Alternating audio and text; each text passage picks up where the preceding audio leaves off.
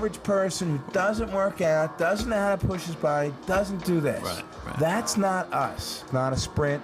It's a grind. You got to do it day in and day out and keep getting wins. That was my deal. I would have got it. Smile, dial, and make a pile. Okay, that's my slogan. There's a million of them.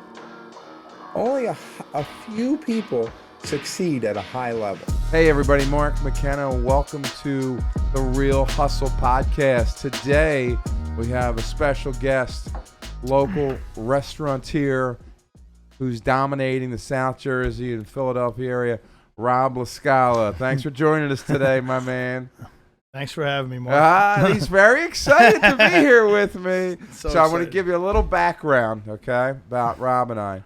So you chime in when you feel it's necessary. I met Rob in 1989 when he used to come in the Polo Bay, and I used to work there. And I think he got mad one night and a fight broke out. And he wasn't allowed back in until you did what? Fixed a hole in the wall. He punched a hole in the wall, and the manager made him come back in, spackle the wall, and paint it until he was allowed to come back in. Gee, that's what we're opening up with? That's great. No, that's a great story. It is good. It was fun. I've known him that long, Mm-hmm. and over the last 5 years, we've become much friendlier. He's one of my workout partners in the morning. He's a 6 a.m. guy. So, you know, I thought this was going to be a great interview because I know Rob pretty well, and I'm going to dive into some things with him today. So thanks again for coming. Sure. So talk about, like, you know, where'd you grow up? You're a local guy. Where you know, talk about your history there. All right, so I'm from South Philly originally and moved away when I was 6 or so to Ocean, and we moved to Ocean City, New Jersey. So you lived in Ocean City. I did. Guy from Philly going down there. Yeah. Why'd you move out? My mom wanted to. Your mom? We had a shore house. Well, somehow she figured out how she got somehow figured to get a house down there. So we went for the summer, and she just told my dad that, you know, we're not going back home. And my dad's like, well, I work in Chestnut Hill, and that would be an hour and a half commute. And she said, figure it out. Basically. And she did that because she knew that environment for you and your sister would be an awesome environment. Yeah, and a lot better than, you know, South Philly's great and all that, but I think it was a little bit different opportunity for Correct. her. Yeah. So, and most people couldn't see you kind of growing up in Ocean City. It's like, you know, your typical surfer guy. I don't think, did you surf? Oh yeah, I surfed. Get out of here. I don't have any pictures of you on a surfboard. I got to see that I totally shit. surfed. Yeah. Skateboarded, surfed, everything. So you grow up down there. You're a local in Ocean City. You're working on the boardwalk. You go to high school. You're an athlete, and you played basketball, right? I did. So he likes to tell stories how he was an amazing basketball player. I will tell him this: wherever we go, when I go on the shore, he always sees someone he knows from basketball down the shore. So I'm going to give him a lot of props. I like to break his balls. Make sure they tell my kids all, you know, how, you know, so nobody remembers, but they kind of could tell some stories, which is good because when you get older and older, they disappear. So he goes to college. Where'd you go first? St. Francis College. St. Francis, goes to play basketball, and then transfers to LaSalle. LaSalle, yep. Okay. Keeps playing basketball competitively. You know, and I bring this up, the athletic part of things, because I want you to chime in on this. I think people who play competitive sports at a high level have a major advantage over the average person because you push your body. You agree? Yeah, no other way. All right, and I say that because I see how Rob works in his day-to-day stuff. It's kind of unbelievable what goes, how one person can do so much, and I think that's from just getting things done. So, you know, that's why I always bring that up. So you get out of college, and what was first thing you did? You went to work 9 to 5, right? And I did. What did you sell? You were programmed, I guess, to go back then, not now so much, but back then you were programmed, you got to go to college, and then you got to go get a real job. This I call a real job. So you go get a real job. Although all through college, I bartended through college, and then after college, bartending, but then I had to get programmed to get a real job. So I went, the first job I had was, I think it was more business forms, and I sold business forms, like Door to door. Shirt and tie? Shirt and tie. Shirt and tie. Yep. Door to door. Like office to office, not door to door. But office. How many doors you get slammed in the face? Every other one. But you basically cold called and we sold like continuous form, like printed like computer paper with your logo on it and anything to do with a business form, which does not even, that's like obsolete now, I would assume. But back then it was a big thing. Business cards, business forms, station L's crap. What's that, 1990?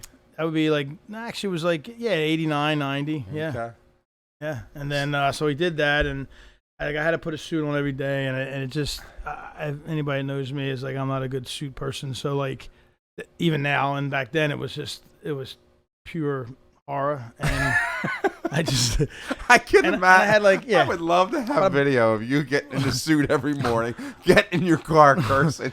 Yeah, and I'm bartending at night, so I'm making real good money, and I'm working during the day there, and I'm making a night what I would make in my 2-week paycheck. Okay. And no exaggeration. And you didn't really get paid well, but then you had to wait for your commissions, and then whatever. It is what it is. But and you're dealing with, you got a manager, and you got to travel with this manager who's like 4'9", Italian guy, and like. And he gets in my 300ZX because I had a nice car because I was bartending and I wanted to always have a nice car. And he hated me. So like we would cold call people and it was just it just was not fun. And you knew from that job, like, I'm not doing this. I didn't like that. And then I moved on. Then I worked for Contel, which is like a division of Xerox. And I tried that route and sold computers and I'm sorry, a division of IBM. And I sold computers, systems to inventory control business, computer systems. And know nothing about that stuff, but sold them anyway. Mm-hmm. And I had that job for like a year and and I just kept trying different jobs. Kind of bounced around a little bit. And there was a lot of in between ones, but I did that one for like a year and a half. And the same story, a suit and tie. I had trouble with my managers wherever I went, so I don't know. Doesn't like authority. I don't know, but no disrespect to anything because they're all good people, but I think it was a writing was on the wall. So I was fortunate enough to meet somebody out at a dinner party who was the originator of SaladWorks. Okay. And I just got fed up, and I just kind of like asked him if I could just go to work with him, and he said that maybe eventually try to buy a franchise. And he says, you know what, do this. I said, I'm willing to work. It was in the Cherry Hill Mall, and I basically put on an apron and I refused to wear the hat. I said, listen, I'll do the apron, but I ain't wearing the hat. He says, deal. So I wore an apron, a full green apron, had a carrot on it. And I'm in the food court of a mall. Everybody knows you're walking in. I'm in the food court of a mall waiting on, nonetheless, a bunch of suits every day. And back then everybody came into the Cherry Hill Mall. It was like the really big spot to go to lunch. Mm-hmm. Corporate people come in, and now I got these guys like really kind of like talking, I wouldn't say down to me, but yeah, kind of, and I felt that way, but kind of said, listen, for $10 an hour, I'm going to learn this business, I'm going to figure it out, and no exaggeration. John, gave me the opportunity to do that, and I said, I'm just going to start there, see the business, and try to like ultimately own my own SaladWorks. Were you still bartending at the time? I was still bartending at night, and I did that during the day. But it was humbling because you're working in a food court in a Cherry Hill with an apron on, mm-hmm. and it's like this. But I said I always wanted to own my own business, so whatever it took, and I was and John made it fortunate. I was fortunate to let him to do that, but he offered me a corporate store. It was in New York City. Want me to keep going like this? Yeah, this is good. I didn't know this. So he offered me a corporate store that was in New York. It was in New York City. And I was living in Mount Laurel at the time, and I basically, he goes, just get me $50,000, and we could try to pull this off, and I'll hold paper on the rest. So I commuted I got the $50,000 from a family friend, and I bought the franchise. And, I never got qualified to get a franchise. Exactly. I mean, he basically just pushed me through. You were making $10 an hour with a green apron with a carrot on it. Bartender at night. Yeah, exactly. You're not getting a mortgage. And, so you made it work. You got it all together. So I commuted. I took the New Jersey Transit from Trenton to New York every single day and worked the SaladWorks in Manhattan. It was called the Manhattan Mall at the time. It was in New York City, right across from Madison Square Garden. And I did that every day for, I don't know, 2 years. So, all right, so that, like, again, like, I never knew that. So locally, everybody knows Rob LaScala is like, oh my God, he's got it made. So think about when you break that down. Getting on a train, driving to New York in the train. Driving to the train station. Trenton, and the train, getting on a train, Manhattan, going to Manhattan. and doing that for a couple of years to make salads, to say, I'm going to make something of myself. That's awesome. It was the only opportunity, at the time. Everybody thinks whatever. I want to own a business. It's hard to own a business, and I feel for everybody out there trying to like buy a business because it ain't easy. And and in this situation, I was able to. I'll never, any other major franchise or whatever, I never qualify. Mm-hmm. So I took it and ran with it, and that and was. Then you came back to Philly too, right? Did you have one in the Bourse building? Was that? No, I had Liberty Place. Liberty Place, yeah. So the next one was 7 Penn Center, which was available for a build out, and so me and my mom. So we're trying to figure out. So now I got this store in Manhattan Mall, and I'm like, I got to get back home because I can't live like this forever. Mm-hmm. But how do I do it? So I got an opportunity to build one from scratch. But to build one from scratch is it's like whatever, a couple $100,000 back then, maybe more, 300 maybe. I don't remember exactly. But so we had to try to get an SBA loan. So we're trying to figure out how to get this SBA loan, and you need like $80,000 down. Mm-hmm. And I'm like, we got it. Yeah, I got it, which I didn't have no $80,000 down. I still owed the $50,000 from my other store. No, I probably paid it down by then, but I didn't have it at. So my mom had unbelievable credit. Like, she just was like, we could go back and tell a million things about my mother, but how we lived in Ocean City and how she would just take a house and then we moved to another house, and then we're living in neighborhoods that we don't even belong to because couldn't furnish the house, but we lived in it. And she saved all her money, and she just knew how to. She just knew how to make. Yeah, she had to make moves. So I pretty much, Anyway, so we had to come up with like $80,000 or something to the SBA. I'm filling all these banking papers, doing all this stuff, and like. They're like, yeah, the $80,000 in the bank. I'm like, yeah, I got it. Yeah, we got it. No problem. And we had no money. I had no money, and I had to show it. So we get to the final stage, and they're like, well, we need proof of the $80,000. And I'm like, and back then it was a little different. I think a little bit, whatever. They just need to see it. So my mom borrows $80,000 off all her credit cards. Right. So it was like 27% interest, whatever. My mom was like, let's do it. She's like, let's do this, whatever. So she heads, and with her credit, my credit, I had nothing. I was 23. I don't even know what I was, and she went all in and this ran up all her credit cards, $80-some thousand. And credit card that 27%. So that is like, that's having faith in what you're doing. That's your mom was like a driving force, and I know they always talk about how wonderful she was, and like she's the foundation to kind of get you to the next level. Always, and just always say, hey. Rob's gonna and so you do that, right? And no one knows that part of the story, and we're gonna totally fast forward, okay? So you had 2 SaladWorks at that time, after you settled on that. So it's 2022. It's 32 years later, okay? How many restaurants do you have now? Approximately 29. 29 with a couple in the 5 being built. 5 being built.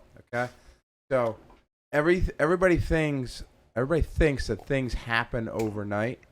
Okay, that's 32 years of breaking your ass, making smart moves, and the thing that I take out of this, and I see Rob all the time. He took a shot. Like, that's a big buying a restaurant on a credit card. Yeah. Like, people wouldn't be able to sleep at night. I think 12 credit cards, but yeah, max out every credit card to get them. Okay, and then and here's my other thing that I see. Like, Rob turns it on. He's 180 miles each direction. We'll be walking into a restaurant, having lunch together, one of his places. He'll tell his guys 7 things that are wrong walking into place because he notices everything, because he knows his business like the back of his hand. I don't care what you do. Okay, if you're successful in your trade, 32 years later, right? That's how long you've been doing this? 32, 33, approximately. Yeah. That's exactly when I started. So it seems like it comes easy. It doesn't. Every day is an absolute grind from morning to night. Do you agree with that? Yeah, to this day. Okay. The more you get involved in, the more you purchase, the more you take on. It's supposed to get easier. Yeah, you have that choice too. You have that choice to not to do it or not to take on every challenge. Be complacent. Yeah, I mean, you could have one. We could do.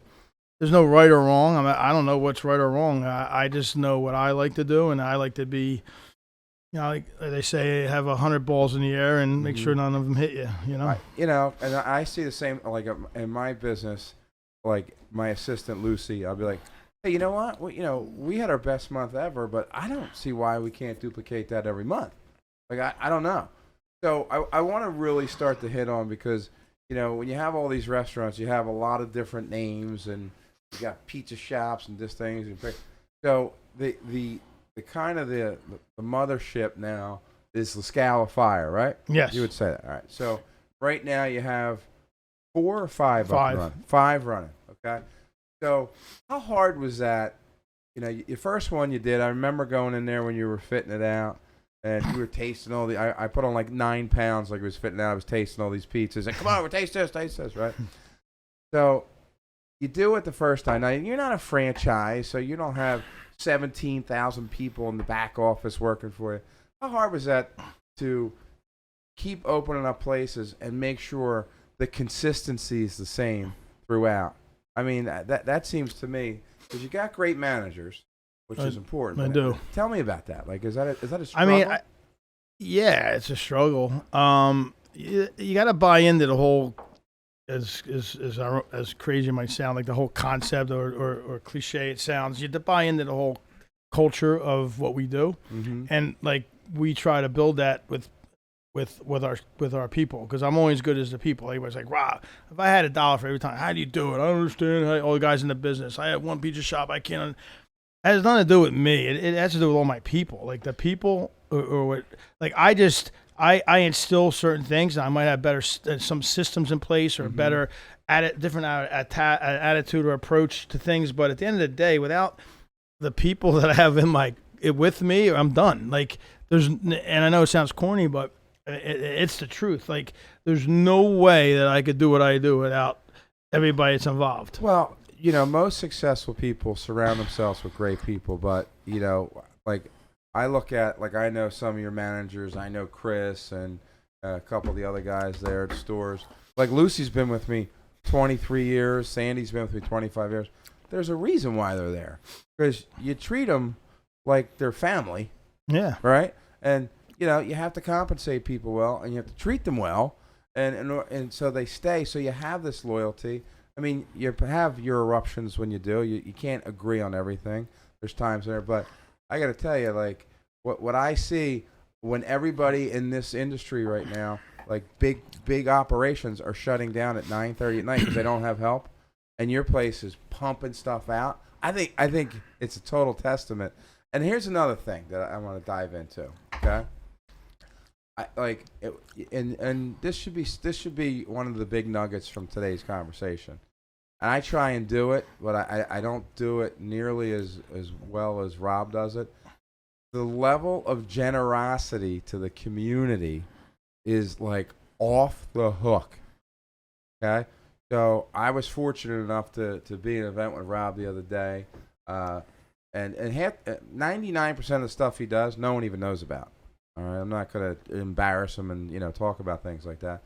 He had one of his employees who he took under his wing and really put in the right direction. Became a police officer, got sworn in the other night, Right. and had this great thing. And not only did he mention his family when he was getting sworn in, they mentioned Rob and Rob's manager Chris, who kind of shaped that guy in the direction he's going. And it was funny. They said your name, and I looked at you. You were like all proud of it. That's a great accomplishment. Yeah, I didn't expect it. I really didn't expect it, which was cool. And just helping people along the way goes so far. Because your employees see what you do for everybody. You've helped people a million times. It's almost like a curse and a gift at the same time, because you can help somebody sometimes, and they're going to keep wanting help for the rest of your life. So it's kind of like a catch-22 sometimes. If you can teach them how to fish and they can eat for their life, that's the problem. Right. Right. So so what I want to ask you a question. If you had to tell me in your career professionally, what's your biggest success that you've done that kind of caught you off guard? Without question, LaScala's Fire and Promenade. The first opening of the original one, and it was a BYOB. The one year there, everybody that was in my that I cared about came in, and we would like test the food, like you just said, and all that stuff. But that one there, I kind of just like did it, and like I had I had my idea what I wanted to do, and actually me and Alicia, we came up with another the idea.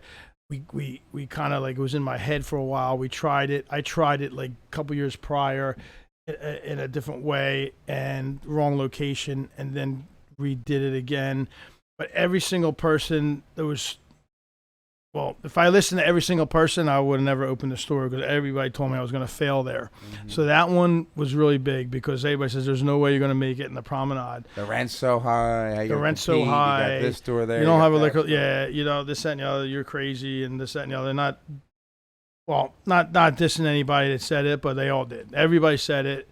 The concept wasn't right. They're not going to understand the free flowing kitchen in a Jersey. That's only for Philly. This is going back. Now people are doing it, but nobody understands. Like 8 or 9 years ago, nobody was doing that in South Jersey, and it was good. So the biggest accomplishment for me was that actually the first 6-8 months they weren't good. Like we were struggling.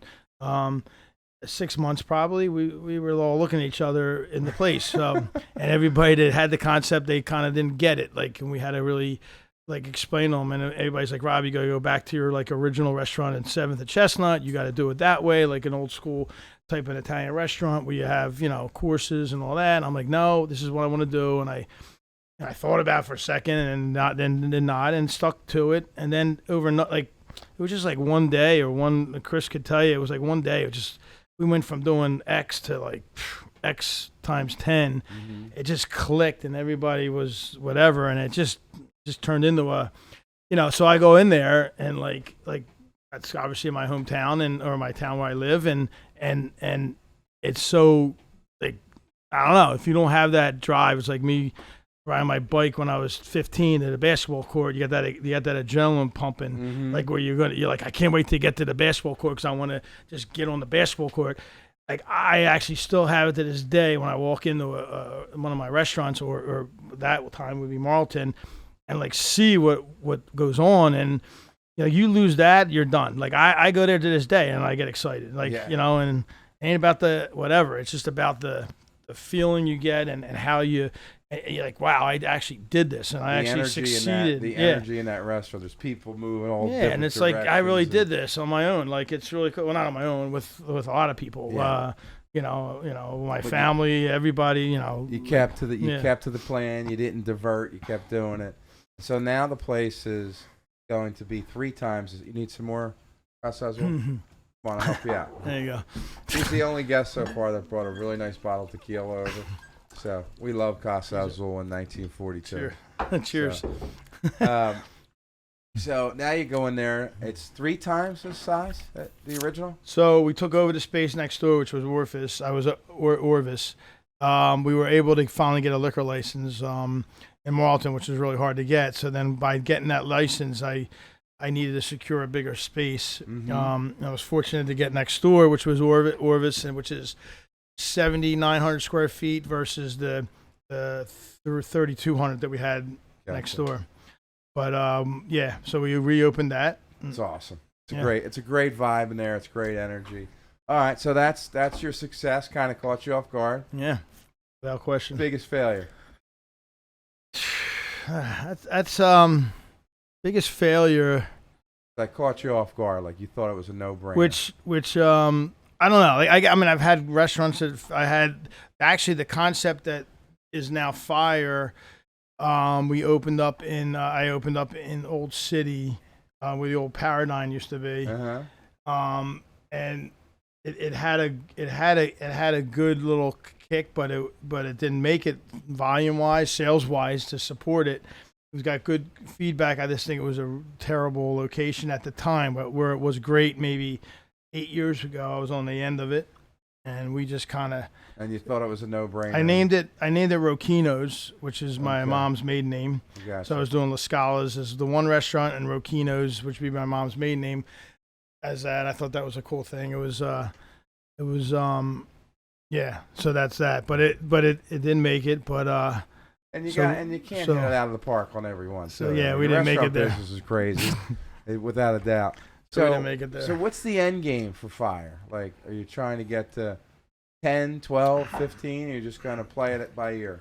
I just want to keep going. I mean, I'll take it 6 months at a time. 6 months at a time.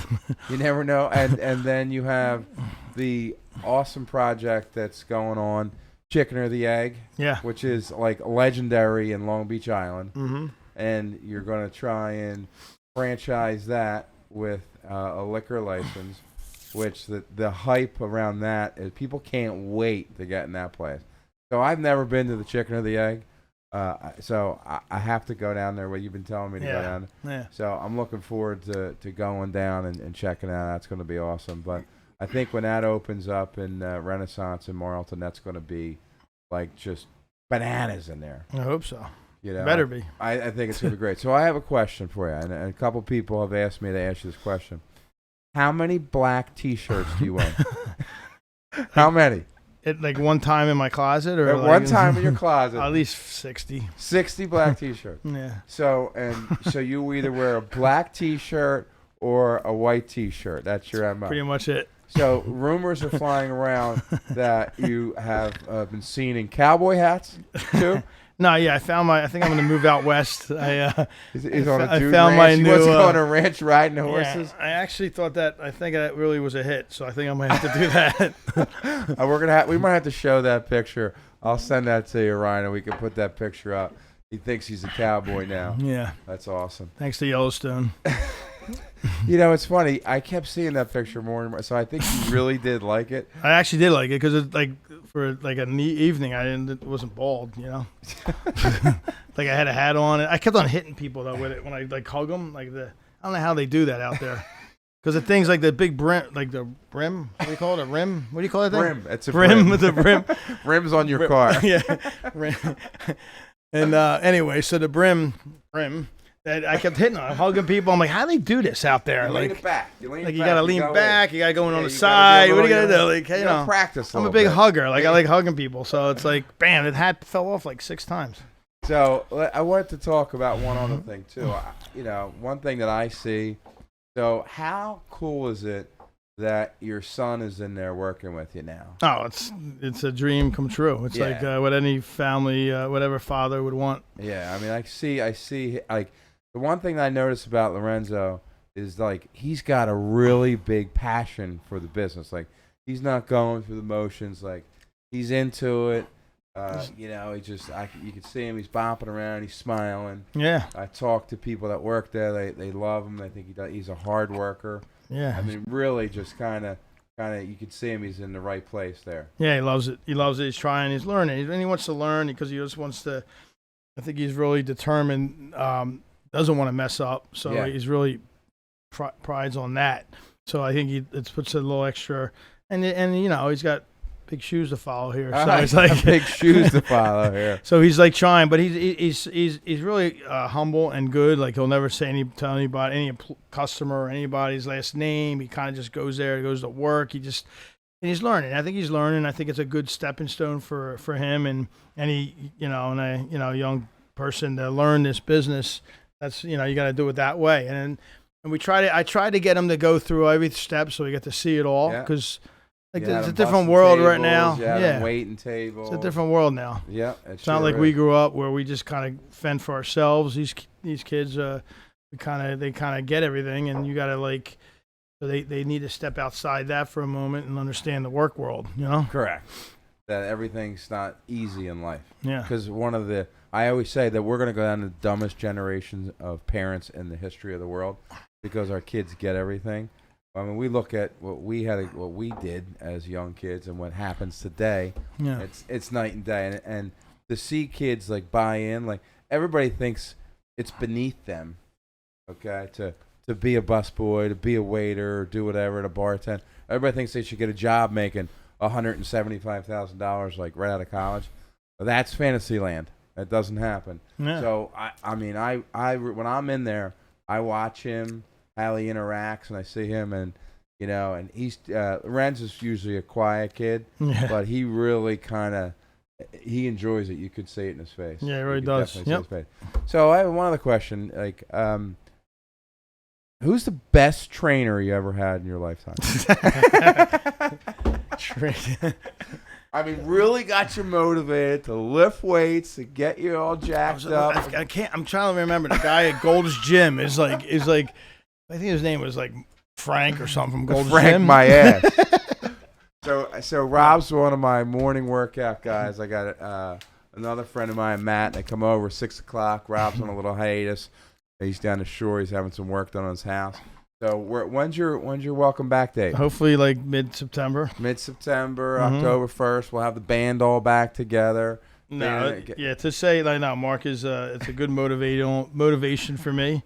It's fun. I mean, I kind of like I really don't like beat anybody's drum, but like some days I'll be like I ain't getting up, and I'm like I gotta go because I don't want to like let somebody, you have somebody to push you and you don't want to let them down, so you're like shit, I gotta go. Yeah, but, it's actually a good therapy session. Really good. Yeah, we talk a lot and make fun of Matt the whole time. We have a good time with that. But yeah, great stuff. So like I like to talk about when like the one thing that really drives me crazy is when people say to me, "Oh, well, your family owns the business. You were lucky." Okay, LaScala owns 29 restaurants. He's opened 5 more. Oh my God, it must be great There's days that you have where you really just want to hide underneath your desk and not talk to anybody. Like every step of success that you have, it comes with a price. It really does. And any business owner, I mean, how many employees do you have? I don't know. 600 people. Okay. So I have 1/10 of that. I have 62, and I feel like my head's going to explode. So all this stuff that you talk about and you hear these stories and buying their first place on a credit card and building it up, the whole moral of the story is it's not a sprint. You got to build it up. You got to do that. You're going to have successes. You're going to have failures.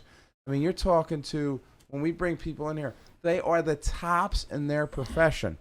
Okay, this is not a large corporation that's just buying restaurants. This is one guy doing all this with amazing people under him. So that's what you got to pull out of this.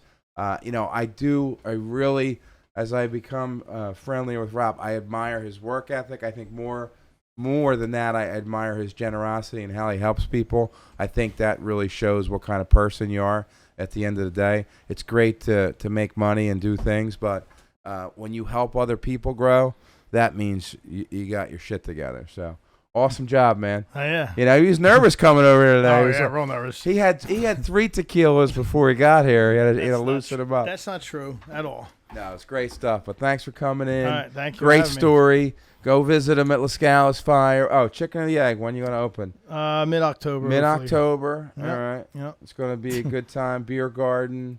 I'm going to get a tour of that soon. Yes, I hope. whenever you want. It's good stuff. All right. Thanks for coming in. Thank you.